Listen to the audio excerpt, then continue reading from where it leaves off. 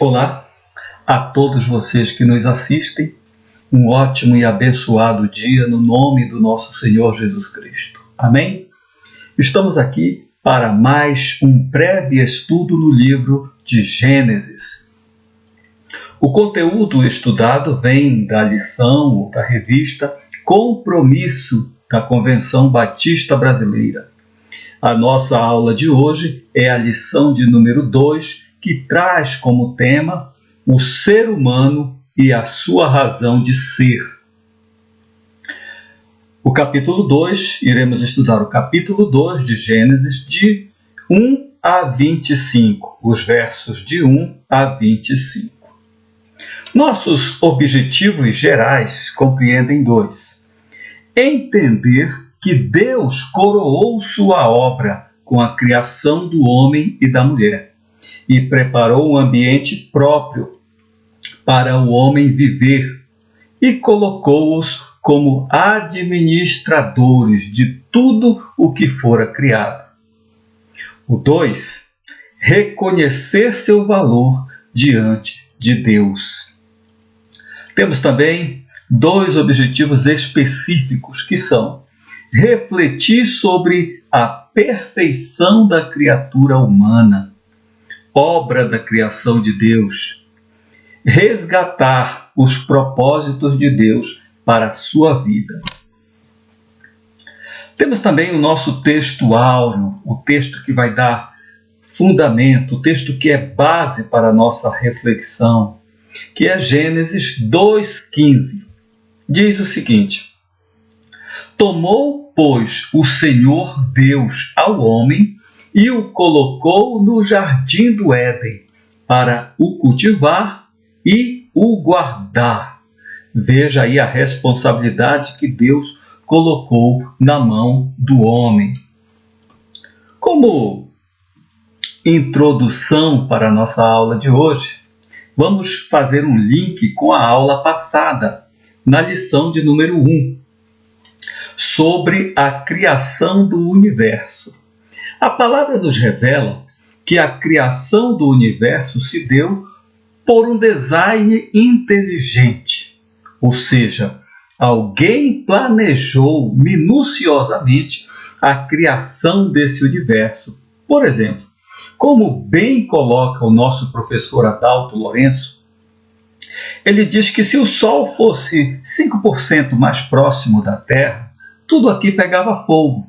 Se fosse um pouco mais longe, 5% mais longe, tudo aqui viraria gelo. Isso é apenas algum exemplo para ilustrar a perfeição com que o mundo foi criado. Ou seja, ele foi idealizado, foi projetado, planejado e finalmente criado por um design inteligente. Quem é esse design inteligente? É Deus.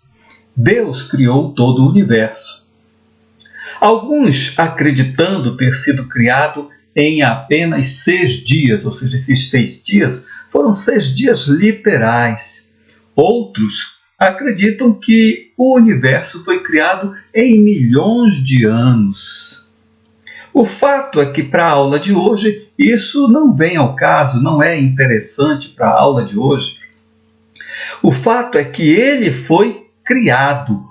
O que interessa para nós é que ele foi criado planejadamente e não evoluído de uma grande explosão. O capítulo 1 de Gênesis nos reporta que Deus preparou o mundo para depois criar o homem e o colocar como coroa de toda a sua criação. O breve relato da formação da terra, dos céus e do homem, no capítulo 1 de Gênesis, parece se contradizer com o relato do capítulo 2:5, o qual informa que ainda não havia planta, erva, e conclui dizendo que nem havia homem para lavrar a terra. Ora, mas Gênesis 1:27 não diz que Deus criou o homem e a mulher, à sua imagem e semelhança?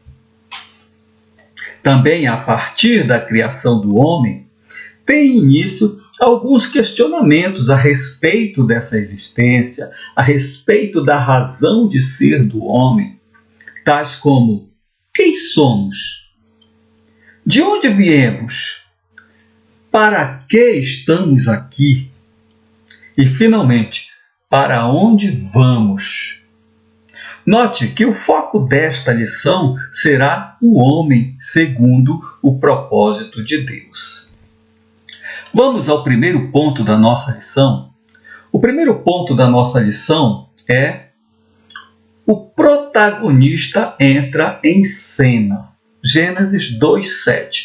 O protagonista entra em cena, ou seja, Deus vai colocar o homem em cena. Ele coloca o homem em cena. O versículo 7 diz assim: então formou o Senhor Deus ao homem do pó da terra e lhe soprou nas narinas o fôlego de vida, e o homem passou a ser alma vivente. Em Gênesis, capítulo 1, verso 26 e 27, relata que Deus idealizou e criou o homem. Observe a importância que Deus deu à sua última criação, que foi o homem. Ele primeiro idealizou, ele formou aqui na sua cabeça, na sua mente, e finalmente ele criou. Mas observe também que aí não diz como Deus fez esse homem. Não relata como ele fez. Então agora, em Gênesis 2:7, ele diz como fez esse homem. Está conseguindo captar? Portanto, não há aqui contradição alguma, mas há momentos com narrativas complementares. Não são diferentes, mas são complementares. Até pode ser diferente, mas não há contradição. Agora Deus diz como vai fazer o homem, traçando mais detalhes. E quais são esses detalhes? Que ele formou o homem do pó da terra e soprou em suas narinas o fôlego da vida, e o homem se tornou alma vivente. O nome dado a esse homem foi Adão. No hebraico, Adão é Adam. Isso é uma referência ao material do qual ele foi formado. De que material o homem foi formado? De que material Adão foi formado? Do pó da terra é que o homem foi formado. Do pó da terra, Adamá em hebraico. Pois nos versículos 21 e 22, Deus detalhará a formação da mulher, a qual Adão chama pelo nome de varoa, ou esposa, que no hebraico vem ser Isha, por haver sido criada a partir do varão ou esposo, ou seja, Deus tirou lá da costela de Adão e formou a varoa, ou esposa. Mas tirou de onde? Da costela de Adão. Então, por haver sido criada a partir do varão ou esposo, que no hebraico é Ish, ele chamou de varoa. Resumindo o capítulo 2, 7 de Gênesis, nós vemos que essa passagem nos apresenta o homem como um corpo animado, ou seja, um ser vivo, formado de onde? Do pó da terra. Mas quem o formou? Foi Deus quem o formou. E não foi evoluído, ou seja, o homem foi formado por Deus e não evoluído de um Big Bang. Sendo que este homem é dependente de seu Criador. Para que o homem tenha uma vida saudável e abundante, ele depende de seu Criador, que é Deus. Segundo ponto da nossa lição é o lar, paraíso do homem, descrito lá em Gênesis capítulo 2, do verso 8 a 14, na minha versão Almeida Revista e Atualizada. Vamos à leitura do texto. E plantou o Senhor Deus um jardim no Éden, na direção do Oriente, e pôs nele o homem que havia formado. Do solo fez o Senhor Deus brotar toda sorte de árvores agradáveis à vista e boas para alimento, e também a árvore da vida no meio do jardim, e a árvore do conhecimento do bem e do mal. E saía um rio do Éden para regar o jardim, e dali se dividia, repartindo-se em 4 braços. O primeiro chama-se Pison. É o que rodeia a terra de Havilá, onde há ouro. O ouro dessa terra é bom. Também se encontram lá o bidélio e a pedra de ônix. O segundo rio chama-se Gion. É o que circunda a terra de Cuxi. O nome do terceiro rio é Tigre. É o que corre pelo oriente da Assíria. E o quarto é o Eufrates. Veja bem, depois de haver formado o homem, Deus descreve aperfeiçoando um lugar para colocá-lo. O jardim ao qual dá o nome de Jardim do Éden. Note agora outra aparente contradição. Trata-se de uma ordem contrária àquela do capítulo 1. Mas também não há aqui contradição alguma. Deus apenas separa um local e o aperfeiçoa para que o homem possa desfrutar da melhor maneira possível de sua criação. Veja como Deus planejou tudo para que o homem pudesse viver em abundância da melhor maneira possível. O jardim do Éden, diz o versículo 8, que ficava para o lado do Oriente, e continua descrevendo nos versículos seguintes esse jardim.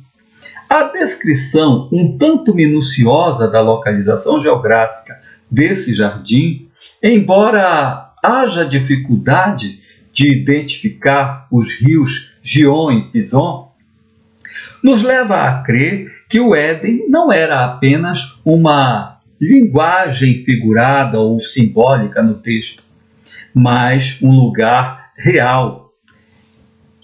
Um lugar real. O Éden foi real. O jardim foi real. Em função dos rios Tigre e Eufrates ficarem situados no Oriente Médio, atualmente Irã, Iraque e Kuwait.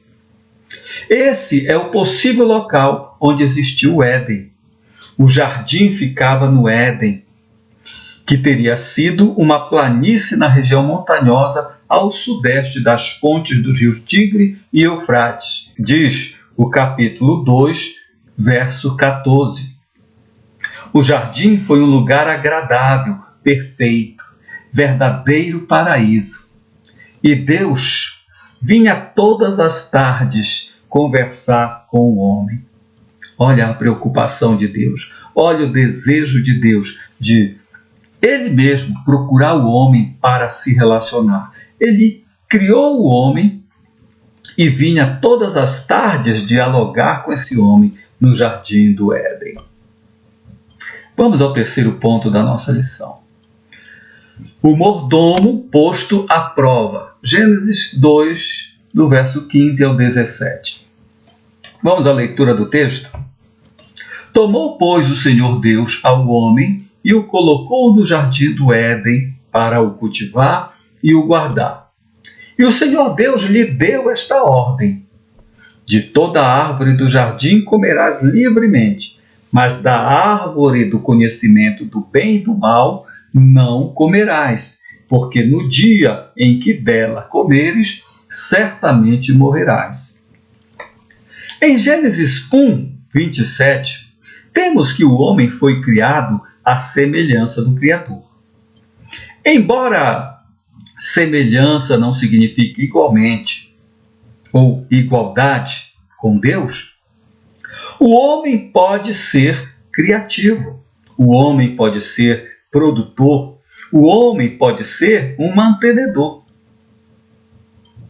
E, portanto, o homem é apto a fazer a vontade de Deus. O homem está apto, melhor dizendo, a fazer a vontade de Deus. Por isso, Deus responsabilizou o homem a cultivar e guardar o jardim. O versículo 15 nos mostra isso.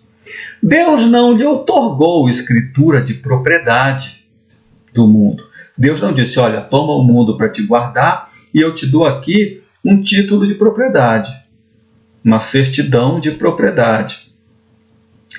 Eu estou registrando que a terra é tua. Não, Deus não outorgou essa escritura de propriedade. Apenas o designou como mordomo, administrador. Mas sua gestão no paraíso tinha limites. O homem podia usufruir de todas as bênçãos do jardim, mas não podia comer da árvore do conhecimento do bem e do mal, a qual Deus colocou no centro do jardim. Poxa vida, no centro do jardim. Para quê? Para provar a obediência do homem. Deus disse, mas da árvore do conhecimento do bem e do mal não comerás. A obediência do homem estava sendo provada ali, sob pena de morrer se dela comesse. Porque no dia em que dela comeres, certamente morrerás. Agora, Deus poderia não ter colocado nada lá, né?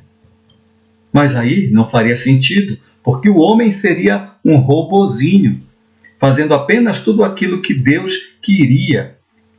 Não, Deus deu liberdade de escolha para o homem. É o que as pessoas chamam de livre-arbítrio. O homem tem isso, ele pode escolher o que fazer. Muito se especula sobre a natureza dessa árvore. O que seria essa árvore? O que seria essa fruta? A sabedoria popular a tem relacionado com a macieira. E tendências até teológicas idealistas a têm apontado como o ato sexual e até relacionam a maçã com este ato. Nós, no entanto, nos atemos à Bíblia, e esta não diz que era uma maçã, apenas que era um fruto. Poderia ser uma jaca, um cupuaçu, uma laranja. E relacionar o sexo como sendo esse fruto e pecado é descabido. Sabe por que é descabido? Uma vez que o ato sexual foi autorizado como dom e propósito de Deus, não somente para os animais, mas principalmente para o ser humano, como fórmula de multiplicação da espécie, como poderia ser então esse pecado, esse fruto, um ato sexual? De maneira alguma. O ato sexual foi a forma que Deus deu ao homem para que ele se multiplicasse e povoasse a terra. Então, descabido a gente conjecturar que esse pecado foi o ato sexual. A morte de que trata o versículo 17 não é a morte física subitamente, pois nós sabemos que Adão não morreu fisicamente naquele exato momento em que ele comeu da fruta, muito menos Eva, que levou para ele. Morreu muito tempo posteriormente, morreu muito tempo depois, com 930 anos. Nós vemos isso lá em Gênesis capítulo 5, verso 5, que Adão veio a morrer com 930 anos. Deus havia estipulado, no dia em que dela comeres, certamente morrerás. Essa morte significa até hoje, para todos nós, a separação entre o homem e o seu Criador. A separação do homem com Deus. Além, é claro, da morte física, sim. Significa a morte física, sim. Uma vez que Adão não foi feito para morrer, mas através do pecado entrou também a morte no mundo. E Adão deixou de ser eterno e, com 930 anos, ele veio a morrer. O primeiro homem, então, minha gente, foi provado e reprovado por Deus, tendo Deus que providenciar uma forma de reconciliação nossa com Ele novamente, sendo essa forma o sacrifício expiatório de Cristo na cruz. Quando eu aceito que a morte de Cristo na cruz foi pelos meus pecados, creio nessa palavra, confesso com a minha boca, então eu sou salvo, eu tenho novamente a minha reconciliação com Deus. Vamos ao quarto ponto da nossa lição, penúltimo ponto da nossa lição, que é o mordomo recebe uma bênção. Gênesis 2, 18 a 25. Vamos à leitura do texto? Disse mais o Senhor Deus: não é bom que o homem esteja só. Far-lhe-ei uma auxiliadora que lhe seja idônea. Far-lhe-ei uma auxiliadora que lhe seja idônea. Havendo, pois, o Senhor Deus formado da terra todos os animais do campo e todas as ervas dos céus, trouxe-os ao homem para ver como este lhe chamaria. E o nome que o homem desse a todos esses seres viventes, esse seria o seu nome, esse seria o nome deles. Deu nome o homem a todos os animais domésticos, às aves dos céus e a todos os animais selváticos. Para o homem, todavia, não se achava uma auxiliadora que lhe fosse idônea. Então o Senhor Deus fez cair pesado sono sobre o homem, e este adormeceu, tomou uma das suas costelas e fechou o lugar com carne. Temos aí a primeira cirurgia plástica, né? E a costela que o Senhor Deus tomara ao homem, transformou-a numa mulher e lhe a trouxe, ou seja, trouxe para Adão. E disse o homem, disse Adão: esta, afinal, é osso dos meus ossos e carne da minha carne. Chamar-se-á varoa, porquanto do varão foi tomada. Por isso deixa o homem pai e mãe e se une à sua mulher, tornando-se os dois uma só carne. Ora, um e outro, o homem e sua mulher, estavam nus e não se envergonhavam. Note que Deus criou o homem como um ser social. O homem é um ser social. Deus disse: não é bom que o homem esteja só. Eu lhe farei uma ajudadora que lhe seja idônea. Diz o verso 18. Aqui a palavra retorna à descrição do processo da criação, para explicar a formação do casal e descrever como foi feita a mulher. O teólogo Edmund Jacob conclui a partir deste texto que o destino do homem só se realiza plenamente dentro da unidade da vida matrimonial. Daí a insistência da palavra de Deus em condenar a fornicação, a prostituição, o adultério, a homossexualidade, a bestialidade e, por fim, a prática sexual com animais. Existem inúmeras passagens bíblicas que poderíamos citar aqui, nas quais Deus condena estes atos. A palavra idônea no original leva à ideia de contraparte. Apresenta-se, portanto, o ideal de Deus para o homem e a mulher. Ou seja, o matrimônio ele é entre o homem e a mulher. O casamento, segundo o propósito de Deus, e aqui nós estamos falando do homem segundo o propósito de Deus, e para todos aqueles que são cristãos, que creem em Deus, devem ter a Bíblia como regra de fé e prática. Como regra de fé e prática, e deve acreditar nela. Para isso, para quem acredita na Bíblia como regra de fé e prática, o casamento, o matrimônio, ele é válido entre o homem e a mulher. E existe um porquê disso. Em Gênesis 2, 21 e 22, temos que a primeira mulher foi formada da costela do homem. Quer dizer, da mesma substância ou da mesma natureza dele.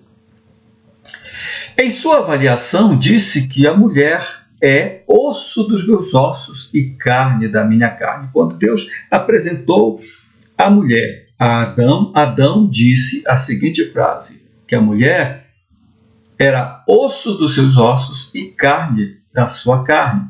Portanto, com igual dignidade. A discriminação da mulher, seja qual for a razão, contraria os princípios da palavra de Deus.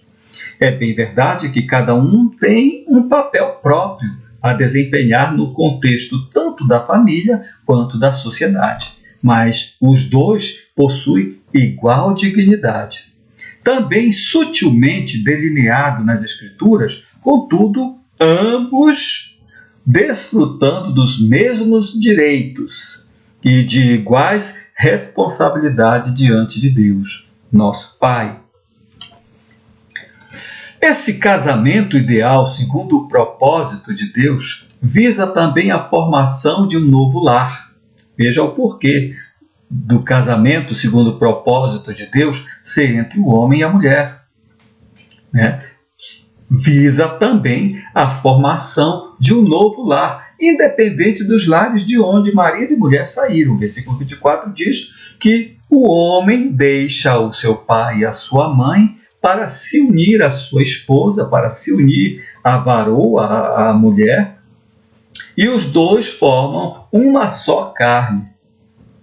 Casados, marido e mulher, devem priorizar seu cônjuge e seu lar. Aqui se delineia a ideia de abandono e desvinculação do núcleo familiar original. A constituição de novo núcleo familiar. Aqui se delineia também uma identificação, a consolidação dos laços afetivos emocionais. Consolidam-se ali o homem e a mulher. Uma vez isso constituído, uma vez essa união constituída, segundo os planos de Deus, o novo lar estará habilitado a receber os filhos que ali crescerão com segurança e amor. Aplicação desta aula de hoje para a nossa vida. E perguntamos lá no início, quem somos? Nós aprendemos que somos seres humanos, minuciosamente idealizados, planejados e criados por um design inteligente.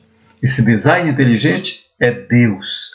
Deus nos idealizou, planejou e nos criou. De onde viemos? Aprendemos também na lição de hoje que viemos do pó da terra. Nós fomos formados do pó da terra, embora Eva tenha sido formada da costela de Adão, mas de onde veio Adão? Do pó da terra. Para que estamos aqui? Para sermos bons mordomos. Deus nos colocou como mordomo do que Ele criou. Para que nós cultivemos e bem guardemos a terra que Ele outorgou sobre os nossos cuidados. E por fim, para onde vamos? Aí precisamos recorrer novamente à palavra de Deus em Eclesiastes capítulo 12, verso 7, onde diz que a carne voltará à terra, ou seja, o pó voltará à terra quando morremos. Mas o espírito voltará para Deus que o deu.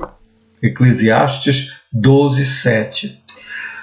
Logo, meus irmãos, a terra é o berço, a terra é o lar, a terra é a sepultura para o homem. Eis mais uma razão para que sejamos bons mordomos da terra, fazendo tudo o que esteja ao nosso alcance para a sua preservação. No contexto da vida conjugal, o homem e mulher devem desfrutar um do outro. Gênesis 2, 24 e 25 também podemos incluir. Experimentar intimidade física, carinho e sexo, é isso mesmo que você está pensando.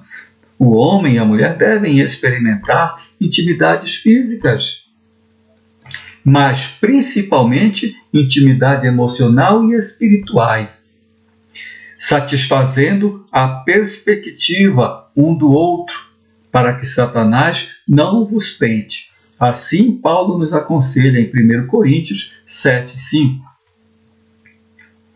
E por fim, concluindo a nossa lição, eu quero dizer para vocês, meus amados, que a humanidade foi criada para a comunhão com Deus. O homem, ele foi formado para ter um relacionamento com Deus. Toda a criação é um palco. Toda a criação é um pano de fundo para que Deus interaja com o homem. Deus quer que a sua mais elevada criação, que é a humanidade, tenha intimidade com Ele. Deus almeja isso. Deus quer intimidade com o homem. A lealdade da humanidade foi testada lá com o primeiro casal. E o casal original foi reprovado no teste.